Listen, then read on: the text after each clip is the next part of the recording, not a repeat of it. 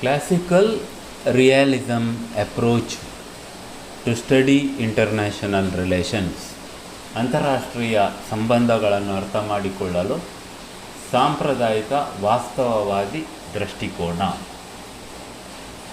ವಾಸ್ತವವಾದಿ ಪರಿಕಲ್ಪನೆ ಎಂದರೆ ಏನು? What is the idea of realism?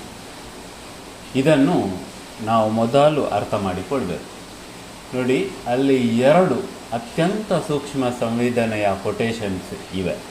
You see there two very sensitive quotations, one by Aristotle, another by Niccolo Machiavelli. Aristotle ಅವರದ್ದು ಮತ್ತು ಮ್ಯಾಕಿಯಾವೆಲ್ಲಿಯವರದ್ದು ಎರಡು quotations. ಅದನ್ನು ನೀವು ಅತ್ಯಂತ ಗಮನವಿಟ್ಟು ಅರ್ಥ ಮಾಡಿಕೊಳ್ಬೇಕು. You have to understand it very carefully. Aristotle ಹೇಳ್ತಾರೆ, ಮನುಜ ಉತ್ತಮಗೊಂಡಾಗ, ಫಾರ್ ಮೆನ್ ವೆನ್ ಪರ್ಫೆಕ್ಟೆಡ್, ಪ್ರಾಣಿಗಳಲ್ಲಿಯೇ ಅತ್ಯುತ್ತಮ, is the best of animals. But when separated from law and justice, ನ್ಯಾಯದಿಂದ ಬೇರ್ಪಡೆಯಾದ ಮನುಜ ಪ್ರಾಣಿಗಳಲ್ಲಿಯೇ ಪರಮ ನೀಚ, ಈಸ್ ವರ್ಸ್ಟ್ ಆಫ್ ಆಲ್. ಮನುಷ್ಯರು ಉತ್ತಮರಾದರೆ ಅವರು ಒಳ್ಳೆಯವರು, ಆದರೆ ಮನುಷ್ಯರು ಕಾನೂನಿನಿಂದ ಬೇರ್ಪಟ್ಟರೆ, ಇಫ್ ಸಪರೇಟೆಡ್ ಫ್ರಮ್ ಲಾ, ಮನುಷ್ಯರಷ್ಟು ಕೆಟ್ಟವರು ಯಾರೂ ಇಲ್ಲ. ಇದು ಅರಿಸ್ಟಾಟಲ್ ರವರು ಪಾಲಿಟಿಕ್ಸಲ್ಲಿ ಕೊಡುವ ಒಂದು ವಾಕ್ಯ. This sentence comes in Aristotle's basic book politics. ಇನ್ನು ನಿಕೋಲೋ ಮ್ಯಾಕಿಯಾವೆಲ್ಲಿ ಪ್ರಿನ್ಸ್ ಪುಸ್ತಕದಲ್ಲಿ, ಮ್ಯಾಕಿಯಾವೆಲ್ಲಿ ಬರೆದ ಪುಸ್ತಕ ಪ್ರಿನ್ಸ್, ಅದರಲ್ಲಿ ಬರೆಯುವ ವಾಕ್ಯಗಳು ನೋಡಿ. ಎರಡು ರೀತಿಯ ಕಾಳಗಗಳು ಇವೆ. There are two methods of fighting. ಕಾನೂನಿನ ಪ್ರಕಾರ ನಡೆಯುವ ಕಾಳಗ, ಒನ್ ಬೈ ಲಾ, ಹಾಗೂ ಕ್ರೂರ ಪ್ರಾಣಿಗಳ ಕಾಳಗ, and the other by force. The first method is that of men.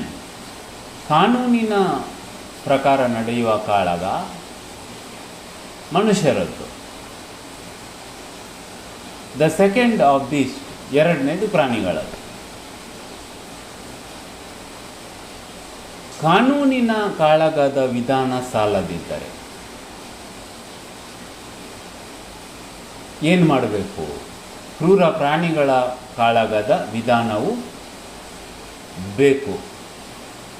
If the first method is not sufficient ಅಥವಾ insufficient, one must have resource to the second. ರಾಜರಿಗೆ ಮನುಷ್ಯರ ಮತ್ತು ಕ್ರೂರ ಪ್ರಾಣಿಗಳ ಕಾಳಗದ ವಿಧಾನಗಳನ್ನು ಎರಡನ್ನೂ ಬಳಸುವ ಕಲೆ ತಿಳಿದಿರಬೇಕು.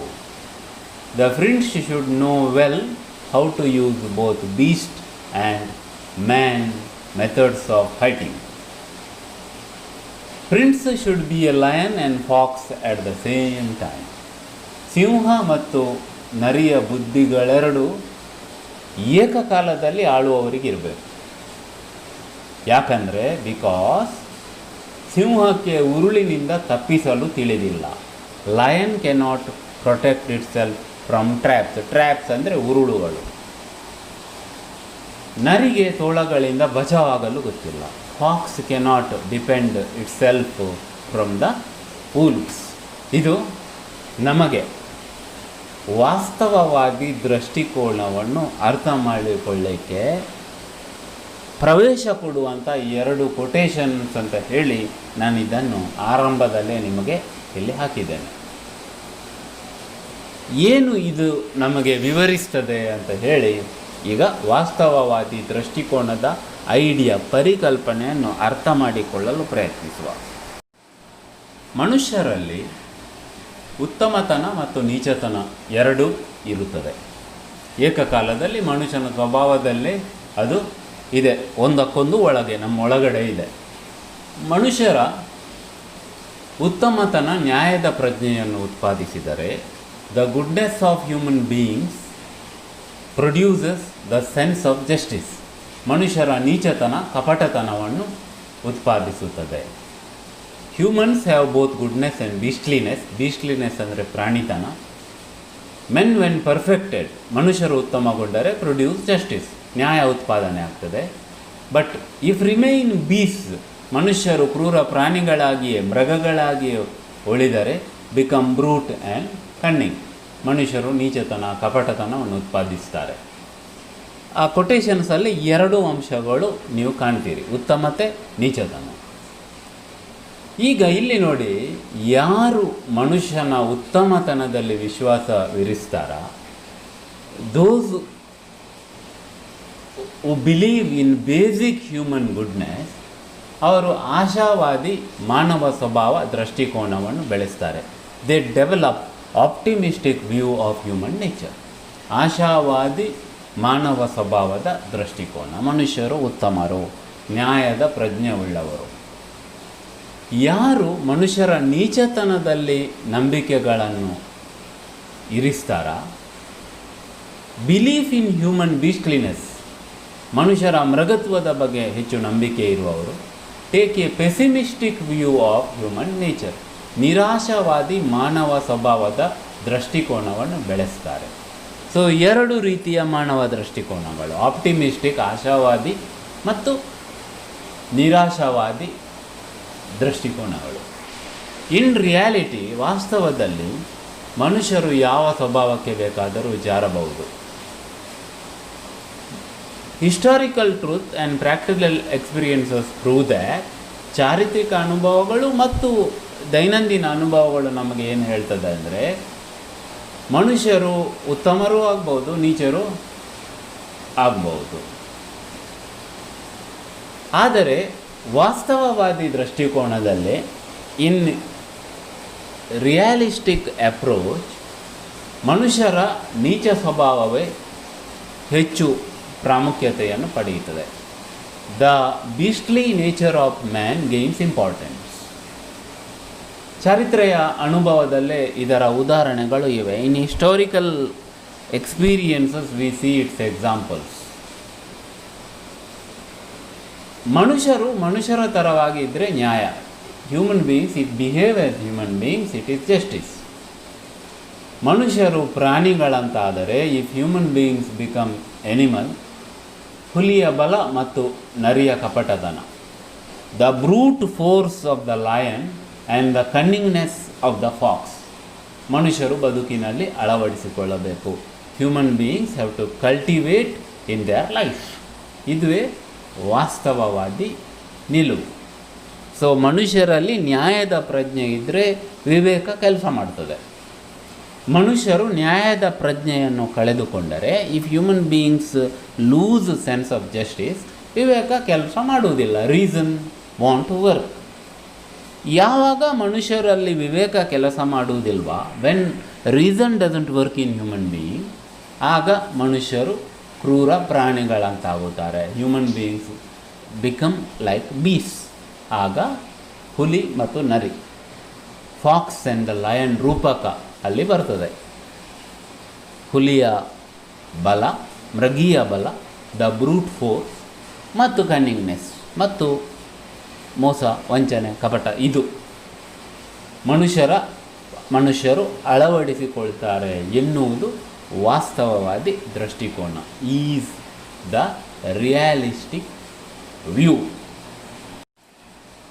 ನಾನು ಗೆಲ್ಲಬೇಕು, ಹಾಗೂ ನಾನು ಗೆಲ್ಲಬೇಕಾದ್ರೆ ಎದುರಿನವರು ಸೋಲ್ಬೇಕು. I must win in order to win, the others must loose.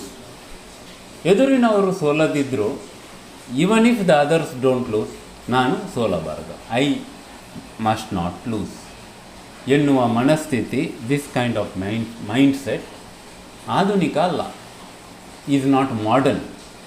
ಹಿಂದಿನಿಂದಲೂ ಇದೆ. It exist from the ancient times. ಆದರೆ ಆಧುನಿಕ ಯುಗದಲ್ಲಿ, but in the modern age, ಈ ಮನಸ್ಥಿತಿಯನ್ನು ವ್ಯಕ್ತಪಡಿಸಲು ದಾರಿಗಳು, in modern times avenues to express this mentality have increased, ಹೆಚ್ಚಾಗಿವೆ ಅಷ್ಟೇ. ಸೊ ಮನುಷ್ಯ ಮೊದಲು ಸ್ವಾರ್ಥಿ, ಈಗಲೂ ಸ್ವಾರ್ಥಿ. ಮೊದಲು ಸ್ವಾರ್ಥವನ್ನು ವ್ಯಕ್ತಪಡಿಸಲಿಕ್ಕೆ ದಾರಿಗಳು ಕಡಿಮೆ ಇತ್ತು. ಈಗ ಸ್ವಾರ್ಥವನ್ನು ವ್ಯಕ್ತಪಡಿಸಲಿಕ್ಕೆ ದಾರಿಗಳು ಹೆಚ್ಚಾಗಿವೆ ಅಷ್ಟೇ. ಹ್ಯೂಮನ್ ಪ್ರೆಸ್ಟೀಜ್, ಮಾನವನ ಅಮರತೆ, ಘನತೆ, ನನಗೆ ಗೌರವ ಬೇಕು ಎನ್ನುವಂಥ ಛಲ, ಗೆಲ್ಲಬೇಕು, ಅಧಿಕಾರದ ಆಸೆಗಳು, ಡಿಸೈರ್ ಫಾರ್ ಪವರ್, ಹಾಗೂ ಅನ್ಲಿಮಿಟೆಡ್ ಪವರ್, ಮಿತಿ ಇಲ್ಲದ ಅಧಿಕಾರ ನನಗೆ ಬೇಕು ಎನ್ನುವಂಥ ಬಯಕೆಗಳು ಹಿಂದಿನ ಕಾಲದಿಂದಲೂ ಚರಿತ್ರೆಯಲ್ಲಿ ದಾಖಲಾಗ್ತಾ ಬಂದಿವೆ. We see from the ancient times in history. ನಾವು ನೋಡಿದ್ದೇವೆ ಎಂತೆಂಥ ಕೊಲೆ, ದರೋಡೆ, ಸುಲಿಗೆಗಳು ಚರಿತ್ರೆಯಲ್ಲಿ ನಡೆದಿವೆ. ತಂದೆನೇ ಮಕ್ಕಳನ್ನು, ಮಕ್ಕಳೇ ತಂದೆಯನ್ನು ಅಧಿಕಾರಕ್ಕೋಸ್ಕರ ಕೊಂದ ಉದಾಹರಣೆಗಳು ನಮಗೆ ಚರಿತ್ರೆಯಲ್ಲಿ ತುಂಬ ಸಿಗ್ತವೆ. ಈ ರೀತಿಯ ಚಿಂತನೆ, ದಿಸ್ ಕೈಂಡ್ ಆಫ್ ಥಾಟ್ ಯಾರು ಬೆಳೆಸಿದ್ರು? ಹೂ ಡೆವಲಪ್? ಬೆಳೆಸಿದವರು ಯಾರು? ಮೊದಲಿಗೆ ಗ್ರೀಕ್ ತತ್ವಜ್ಞಾನಿ ಟುಸಿಡಿಡೆಸ್ ಎನ್ನುವಂಥವರು, ಗ್ರೀಕ್ ಫಿಲಾಸಫರ್ ಟುಸಿಡಿಡೆಸ್. ಇನ್ನು ಸುನ್ ಝೂ ಎನ್ನುವಂತಹ ಚೀನಾದ ಬರಹಗಾರ, writer of China called Sun zoo, ಕ್ರಿಸ್ತಪೂರ್ವ 5ನೇ ಶತಮಾನದಲ್ಲಿ ಇನ್ 5th century BC art of war ಎನ್ನುವಂಥ ಪುಸ್ತಕವನ್ನು ಬರೆದಿದ್ದಾರೆ. Has written a book called art of war, ಯುದ್ಧದ ಕಲೆ. ಭಾರತದ ಕೌಟಿಲ್ಯ ಅರ್ಥಶಾಸ್ತ್ರವನ್ನು ಬರೆದವರು, ದ ಕೌಟಿಲ್ಯ ಆಫ್ ಇಂಡಿಯಾ. ಇನ್ನು ಇಟಲಿಯ ಮಧ್ಯಮ ಯುಗದ ಚಿಂತಕ, the medieval thinker of Italy, Machiavelli, Prince ಪುಸ್ತಕವನ್ನು ಬರೆದಿದ್ದಾರೆ. ಅವ್ರದ್ದೇ ಕೊಟೇಶನ್ ನಾನು ಫಸ್ಟಿಗೆ ನಿಮಗೆ ಹಾಕಿದ್ದೆ. ಹಾಬ್ಸ್, ಥಾಮಸ್ ಹಾಬ್ಸ್, ಲೆವಿಯತನ್ ಪುಸ್ತಕ ಬರೆದವರು. ಫ್ರಾನ್ಸಿನ ಜೀನ್ ಜಾಕ್ಸ್ ರುಸ್ಸೋ, ಅಲ್ಲಿ ರುಸ್ಸೋ ಅಂತ ಹಾಕಿದ್ದೇನೆ ನಾನು, Rousseau of France, origins of inequality, ಅಸಮಾನತೆಯ ಮೂಲಗಳ ಕುರಿತು ಆಲೋಚನೆ ಮಾಡಿದವರು. ಇನ್ನು ನಮ್ಮ ಆಧುನಿಕ ಯುಗದ Hans Morgenthau, Politics Among Nations ಅವರು ಬರೆದ ಪುಸ್ತಕ. ಈ wrote the book called Politics Among Nation, important book. ಪ್ರಮುಖ ಚರಿತ್ರೆಗಾರ E.H. Carr, famous historian E.H. Carr, ಮತ್ತು 2ನೇ ಮಹಾಯುದ್ಧದ ನಂತರ, after the Second World War, ಅಂತಾರಾಷ್ಟ್ರೀಯ ಸಂಬಂಧಗಳ ಬರಹಗಾರ, the writer of international relations, Kenneth Waltz. ಇವರು, ದೀಸ್ ರೈಟರ್ಸ್, ವಾಸ್ತವವಾದಿ ದೃಷ್ಟಿಕೋನವನ್ನು ಪ್ರತಿಪಾದಿಸಿದವರಲ್ಲಿ ಮೊದಲಿಗರು. Were the important thinkers who propagated the theory of realism. ಈಗ ಪ್ರಾಚೀನ ಕಾಲದ ಒಂದು ಯುದ್ಧ ವಿವರಣೆಯನ್ನು ಒಂದು ಕೇಸಾಗಿ ನೋಡುವ, ಒಂದು ಉದಾಹರಣೆಯಾಗಿ ನೋಡುವ. ಟುಸಿಡಿಡಸ್ ರವರ ಪಿಲೋಪೊನೇಷಿಯನ್ ಯುದ್ಧ ವಿವರಣೆ. Realism in the analysis of Peloponnesian war by Thucydides. ಕ್ರಿಸ್ತಪೂರ್ವ 431ರಿಂದ 404ರವರೆಗೆ, ಫ್ರಮ್ 431 to 404 BC, ಪಿಲೋಪೊನೇಷಿಯನ್ ಯುದ್ಧ ನಡೆಯುತ್ತದೆ. Peloponnesian war takes place. ಇದು ಗ್ರೀಕ್ ನಗರ ರಾಜ್ಯಗಳ ನಡುವೆ ನಡೆದ ಯುದ್ಧ. It was a war among Greek city states. Athens ದೊಡ್ಡ ನಗರ ರಾಜ್ಯ. Athens is a big city state and powerful, ಮತ್ತು ಶಕ್ತಿಶಾಲಿ. ಅದು ಮಿಲೋಸ್ ವಿರುದ್ಧ ಯುದ್ಧ ಮಾಡ್ತದೆ. It fight against Melos. Melos ಸಣ್ಣ ನಗರ ರಾಜ್ಯ. Milos was a small city state. ಅಥೆನ್ಸಿನ ಶಕ್ತಿಯ ಎದುರು ಮಿಲೋಸ್ ಏನೂ ಇಲ್ಲ. Melos is nothing in front of the power of Athens. ಹಾಗಾದರೆ ಇಪ್ಸೋ ಮಿಲೋಸ್ ರಾಜ್ಯದ ಸ್ವಾತಂತ್ರ್ಯವನ್ನು ಅಥೆನ್ಸ್ ಗೌರವಿಸಬೇಕು ಅಂತ ಮಿಲೋಸ್ ಬಯಸ್ತದೆ. Melos wants Athens to respect its independence and autonomy. ಈ ಹಿನ್ನೆಲೆಯಲ್ಲಿ ಕೆಲವು ವಿಷಯಗಳನ್ನು ಟುಸಿಡಿಡಸ್ ರವರು ಹೇಳ್ತಾರೆ. Thucydides puts forward certain realities. ರಾಜ್ಯಗಳಲ್ಲಿ ಅಧಿಕಾರ ಅಸಮಾನತೆ ಇದೆ ಎನ್ನುವುದು ವಾಸ್ತವ. ಎಲ್ಲ ರಾಜ್ಯಗಳು ಒಂದೇ ರೀತಿ ಇರುವುದಿಲ್ಲ. ಆಲ್ ನೇಷನ್ಸ್ ಅಥವಾ all states are not the same. ಕೆಲವು ದೊಡ್ಡದು, ಕೆಲವು ಸಣ್ಣದು, some are big, some are small. ಅಧಿಕಾರದಲ್ಲಿ ಹೆಚ್ಚು ಕಮ್ಮಿ ಇದೆ. They are unequal in power. ಇದು ರಿಯಾಲಿಟಿ. ಅಸಮಾನರ ನಡುವೆ ನ್ಯಾಯ ಸಾಧ್ಯವಿಲ್ಲ ಎನ್ನುವುದು ಕೂಡ ವಾಸ್ತವ. ನ್ಯಾಯ ಇರುವುದು ಸಮಾನತೆ ಇರುವಲ್ಲಿ. When there is equality, there is justice. When there is inequality itself is injustice. ಅಸಮಾನತೆಯೇ ಅನ್ಯಾಯ. ಆದರೆ ಮಿಲೋಸಿಗೆ ಸುರಕ್ಷೆ ಇರಬೇಕು ಎನ್ನುವುದು ವಾಸ್ತವ. But Melos should be secure. ಅಥೆನ್ಸಿನ ಹೇಗೆ ತನ್ನ ಸುರಕ್ಷತೆಯನ್ನು ಬಯಸ್ತದ, ಅದೇ ರೀತಿ ಮಿಲೋಸ್ ತನ್ನ ಸುರಕ್ಷತೆಯನ್ನು ಬಯಸುವುದು ವಾಸ್ತವ. ಪ್ರತಿಯೊಬ್ಬ ವ್ಯಕ್ತಿ, ಅವನು ಪ್ರಭಾವಶಾಲಿ ಇರಲಿ, ದುರ್ಬಲ ಇರಲಿ, ತನ್ನ ಸುರಕ್ಷೆಯನ್ನು ಬಯಸ್ತಾನೆ.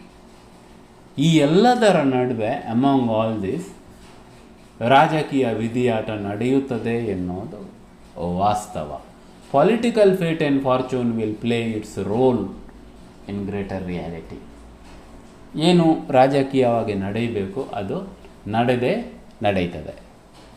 ನ್ಯಾಯದ ಪ್ರಜ್ಞೆ ಇದ್ದರೆ ಯುದ್ಧಗಳು ಆಗದೇ ಇರ್ಬೋದು. ಮೃಗೀಯ ಪ್ರಜ್ಞೆಗಳು ಇದ್ದರೆ ಯುದ್ಧಗಳು ಆಗಿಯೇ ಆಗ್ತದೆ. ಆಗ ಅಥೆನ್ಸ್ ಹುಲಿಯ ಥರ ವರ್ತಿಸಿದರೆ ಮಿಲೋಸ್ ನರಿಯ ಥರ ವರ್ತಿಸ್ಬೋದು. ಇದು ರಾಜಕೀಯದ ವಿಧಿಯಾಟ. ಇದು ನಡೆಯುತ್ತದೆ. ಹೀಗೆ ಯುದ್ಧದ ಅರ್ಥೈಸುವಿಕೆ ಆ ಸಮಯದ ವಾಸ್ತವದ ಮೇಲೆ ಕಟ್ಟಲಾಗಿದೆ. This understanding is grounded in the political realism of that time. ಇದನ್ನು ಟುಸಿಡಿಡಸ್ ರವರು ಪೆಲೋಪೊನೆಸಿಯನ್ ಯುದ್ಧ ವಿವರಣೆಯಲ್ಲಿ ನಮಗೆ ಪ್ರತಿಪಾದಿಸ್ತಾರೆ. This is explanation given by Thucydides in Peloponnesian wars. ಇದನ್ನು ನಾವು ಗಮನದಲ್ಲಿ ಇಡಬೇಕು. ಮುಂದಿನ ಭಾಗದಲ್ಲಿ ನಾವು ವಾಸ್ತವವಾದಿ ದೃಷ್ಟಿಕೋನದ ಹೆಚ್ಚಿನ ವಿವರಗಳನ್ನು ಕೇಳುವ. ಇವತ್ತಿಗೆ ಇಷ್ಟು ಸಾಕು.